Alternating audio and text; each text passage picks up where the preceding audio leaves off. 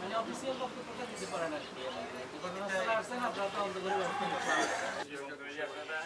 ইউনিয়নের 9 নং ওয়ার্ড ওখানে থাকে আর কি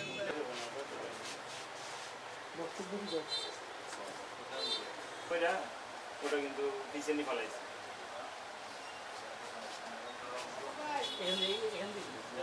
এখান দিয়ে মানে এই পর্যাটা বন্ধ হচ্ছে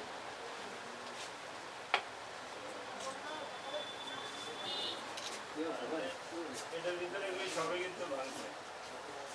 হ্যাঁ এগুলি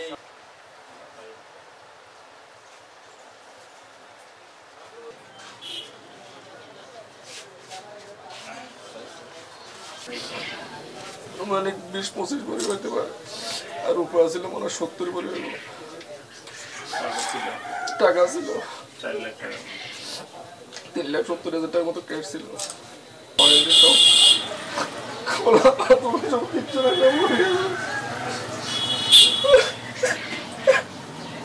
খুব সূক্ষ্ম মাথায় পিছন দিয়ে ছোট্ট 8 ইঞ্চি 8/6 এই ভেন্টিলেটারের জায়গা দিয়ে কীভাবে ঢুকছে মাথা ঢুকে না। এই মিরগঞ্জ বাজারে একটা সুনাম আছে, আর 40 বছর ধরে এই বাজারও